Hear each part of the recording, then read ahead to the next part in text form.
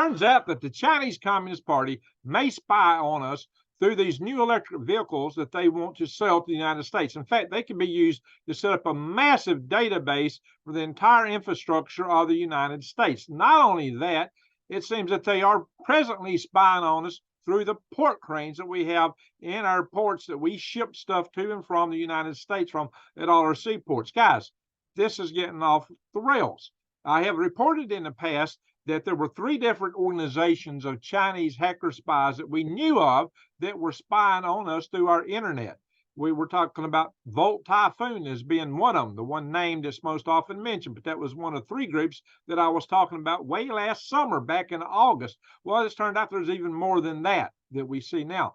And furthermore, we now have to worry about the entire Internet of Things. I actually reported on that to you guys back in August before I went to Arizona. But let me show you some articles on some of this just to drill into the depths of what they can be looking at and how serious this is, how they can be monitoring just about everything that we do as a country, which is just off the charts. Okay, guys, here we are. Communications devices found on Chinese cranes located at U.S. ports spark espionage concerns. They're talking about cell phone modems, maybe even cameras, because the cranes do have cameras connected into them. And I've actually talked about this also as a problem for the large-scale transformers that I've been worried about being taken down to disable our power grid. I've talked about that many times and the concerns that there may be such devices in them. We do know that one is being held at the Sandia National Laboratories, but whatever's in it, they're keeping secret for some reason. If that's so important to be kept secret, how grave is that when they will report on things like this? Well, we're talking about our single most sensitive item in our nation's infrastructure, and we have them in spades here. So this is very concerning, my friends. So what they have found is that these things are in, it turns out that over 80% of the cranes in the United States come from China. And we send more than 99% of our cargo from the United States and to the United States through these seaports, which is a $5.4 trillion economic activity. But more than that, we actually rely on these ports to ship the vast bulk of our military ammunitions and weapons overseas. Sure, we've got our aircraft like the C-17, the Galaxy aircraft, that C-5, I believe it is. I'm getting a brain lock here. That, of course, Lockheed Martin built, as you know, the 747 was built by Boeing to compete for that, and Boeing lost that competition. But Boeing went on and built commercial aircraft out of it, but that's another point. The fact of the matter is, though, that we do ship some stuff by air, but these, a lot of that also goes through intermodal facilities with cranes. Do those have the similar devices that the port devices have, considering how many cranes are made overseas? In China, I would say there's a good chance of that. Anyway, so what's happened is that this has come out, and the Biden, had this executive order to bolster security of the national ports, supposedly, even though they rescinded the executive order Trump had written to keep these Chinese components out of our sensitive grid infrastructure items. As a matter of fact, Biden did that on the first day of his in office. Maybe that's why that's classified. I don't know, my friends. But anyway, so Republican Representative Mark Green, who's he's actually the chair in the House of Representatives, not Senator, in the House of Representatives Homeland Security Committee. He told the Wall Street Journal that China is looking for every opportunity to collect valuable intelligence and position themselves to exploit vulnerabilities by systematically burrowing into America's critical infrastructure, including in the maritime sector. He added the United States has clearly overlooked this threat far too long. And they sent a letter to the Homeland Security Committee and told them that the ZMPC, which is a company in China that makes these cranes, has put these devices in, and that they are not anything that was ordered with these cranes. The cranes had no need for these modems in them, and they weren't expected. These modems are quite capable of reporting back to the Chinese Communist Party the activities at our ports. And so if we were to suddenly be mobilizing for a large-scale military activity, they would know it. They'd know what we're sending. They'd know where we're sending it. They could track it on its way, maybe target the ships in a wartime scenario. This is critical. This should never be allowed, but there it is. See, we take things for granted. And when you're trading with somebody who might be your enemy, you got to watch how you trade. Oh, yeah. And just, kind of underscore that, they've told us that we're very reliant on China and Russia for critical items in our ammo supply chain, among other things, including key sensitive metals and so forth. But that's aside from the point. Well, it turns out now they're also worried about the electric vehicles. Now, as I mentioned, I did a video sometime back talking about, back in August, I think the 9th of August, talking about how the vehicles could be taken out and shut down, vehicles, tractors, even your refrigerator, anything that's on the Internet of Things, because it turns out these modules being built in these Internet of Things devices come from China, might be remote controllable and shut downable from China. Well, this stuff is just verifying what I said. Now, some people thought that was off the rails. Well, I want to add to that in a minute. But now they're really worried about these electric vehicles in China, because if you look at Teslas, what's a Tesla do? So they can navigate autonomously, do really autopilot. So that, self-driving features. Those cars map everything, everywhere they go, in great detail. And that's what they're worried about with Chinese vehicles like that, is doing the same thing. They would have our entire national infrastructure, at least on the roadways, mapped in excruciating real-time detail. That's probably real time.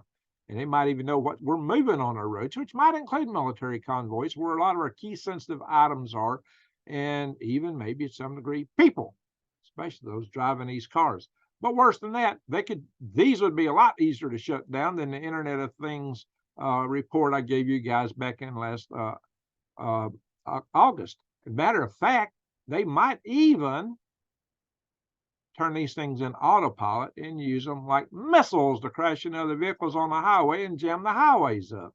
Now, where have you seen that? I actually mentioned that back in August. And where else have you seen that since? Well, in the movie Leave the World Behind, which the trailer for that came out 2 months after my report talking about it. It makes you wonder if they're really watching me, right? So, anyway, this is what they're worried about, guys. They're seriously concerned that these vehicles could, hey, maybe they would use them to target key infrastructure and crash in, or just jam the highways up. In a time of war, that could be something that they would want to do, or just shut them down. We get into war with China, what might happen? You remember this? The Leave the World Behind scene that showed Teslas crashing each other. Well, they were pointing out that they were hackable. It turns out lots of other cars, any vehicle connected to the Internet of Things, is hackable. In fact, it's been demonstrated, just about all vehicles these days are actually hackable. That's something a lot of people don't appreciate, but there's been a test of that done. It's been done a dozen years ago. Where are we at today with the further advent and spread of Internet of Things, Internet technology, and electronics in our vehicles? How far has it gotten? Well, it got depicted here. And as you might see, the first trailer for that was, well, I posted my video. China can now hack cars, tractors, and many things that you own, like maybe your refrigerator or dishwasher. I don't know what good that would do, but who knows? That's what I was talking about here. China can stop cars. That was in the thumbnail. So that was put out the 9th of August. Well, so a couple months later, another trailer come out from the movie Leave the World Behind, which showed the scenes of Teslas being used as weapons on the highway to shut down traffic. Of course, a lot of people would get injured if they were suddenly all propelled into each other like that. They're just showing minor fender benders for some rear ends and front ends are crumpled. It can be a lot worse than that. Of course, that's an entire roadway of electric vehicles. So, but yeah, it don't take but a few vehicles to jam up the interstate. A few wrecks, a few crashes. I mean, you ever drive the interstate and see where everybody's held up for miles and miles because of a little wreck? Just imagine if massive numbers of cars go off the rails. Especially, those Chinese EV cars are way cheaper even than a Tesla or just about anything else you buy here in this country. It might make electric vehicles attractive because they're low cost. But There's another aspect of buying these cars that aren't covered in this. The more materials we buy from China, the more they get to ramp up their industrial complex. The more they ramp up their industrial complex, the more they're capable of challenging us in a war of attrition. We won World War II because we were the world's manufacturer. We out-manufactured everybody else combined. And we were the world's Saudi Arabia at the time. Yeah, we were the world's oil producer and the world's manufacturer simultaneously. We're neither of which today. So if we get into a war of attrition, and that's how all wars have been won by America, it's been as a war of attrition with a nation like China, we're going to be in trouble, especially since we're buying stuff from them in order to make our ammo. We're probably have to borrow money from them to buy stuff to make weapons or buy even bullets from them, right? I say, China, Xi Jinping, would you please loan me $100 billion so I can buy ammo from you to shoot back at you? Yeah, that's about, yeah, I'm being facetious, but guys, it's kind of sort of like that. So yeah, this is a real threat that we have if we get into it with them. So I highly encourage you. I will put the link on this video at the end up here showing this video here. And just keep in mind, guys, we're living in trying times. And this is why you need to get yourself ready.